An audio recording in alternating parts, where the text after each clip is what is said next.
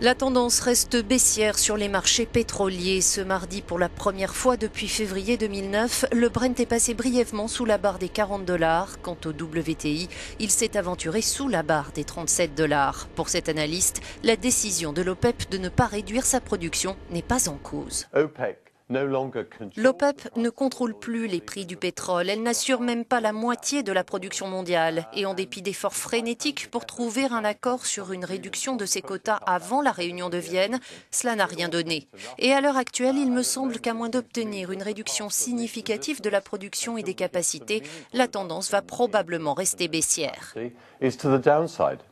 Depuis juin 2014, le baril de Brent a perdu plus de 64% de sa valeur. Le coût du brut ne représente qu'un tiers environ du prix à la pompe.